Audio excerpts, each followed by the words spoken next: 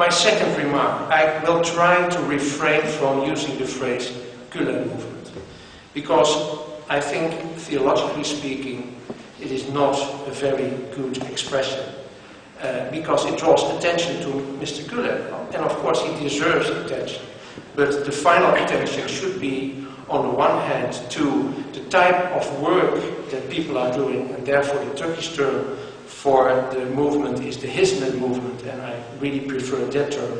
Or you can also use, and that is Gülen's own proposal, the volunteers movement, vrijwilligersbeweging in Dutch.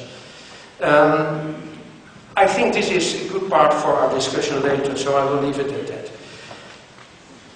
that. So let me start off with my paper. It has two parts. The first part is what I call a discourse analysis.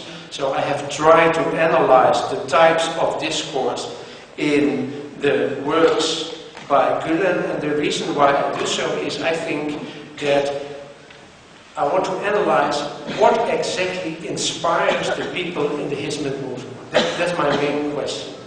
So I will tell a little bit about that, and then I will talk about the types of sources, so the types of works by Gülen that inspire these people. That's the two parts of my lecture. So, regarding the discourse, there is a very good PhD by Pim Valkenberg. I believe he's from Albania, but he did his PhD in Germany, in Bonn, and he has written about the network structure of the Gülen movement. And in that book he also gives a discourse analysis, and he says you can see the discourse of Gülen in 4 concentrical circles. There is the smallest circle in the middle, and that's what he calls the Jemaat, the community of people who are inspired by Gülen. That's what you call the Alis, the older brothers in Turkish, the people who have learned his work and give it on to others. And within this small circle there's a specific type of discourse on what exactly their sources of inspiration are.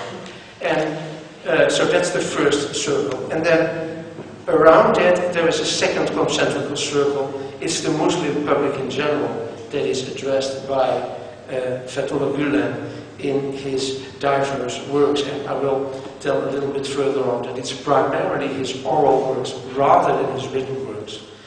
In the third place, you have the Turkish public in general. Sometimes people call that the nationalistic discourse of Gülen. That's a little bit tricky.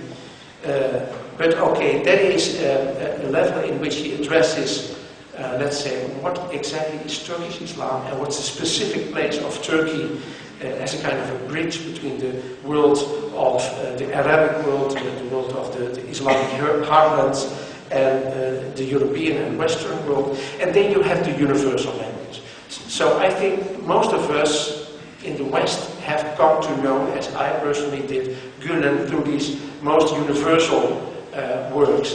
And being a theologian, my work has been to go back from these most universal to these core discourses and see where does he get it from. And for me that was important.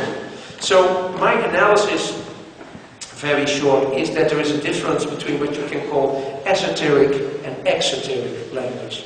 Now, the problem with the term esoteric is that many people see that as kind of negative.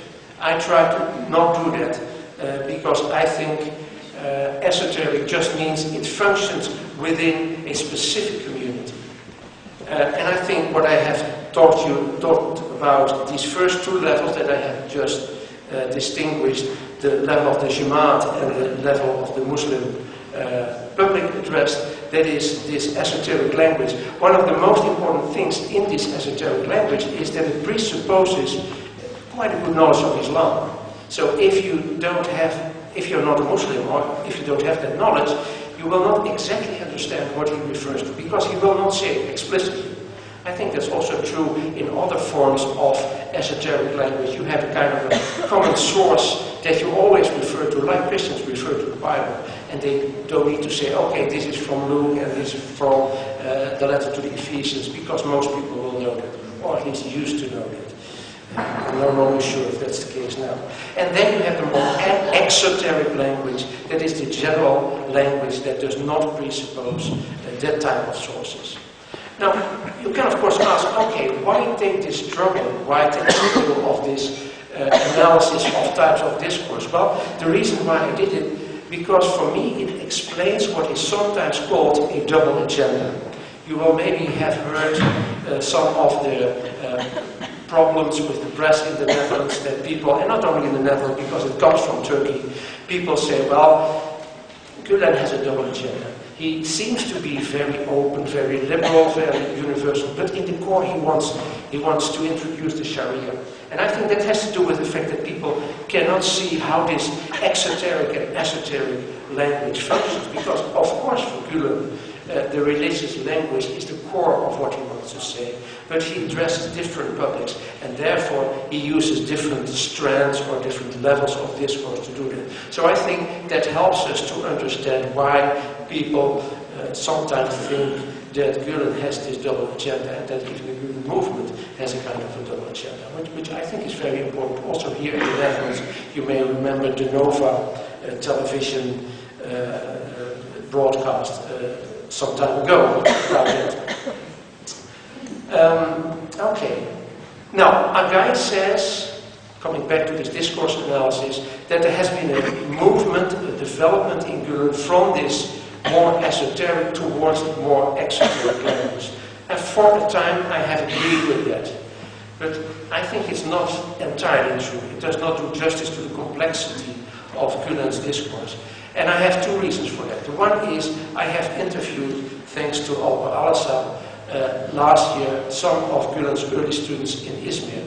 And they told me that this universal language and this universal interest has been with Gülen from the very beginning. So he went to the coffee houses and he talked, and you know Izmir was the most secular city in Turkey. So in that sense it's kind of a parallel to Amsterdam.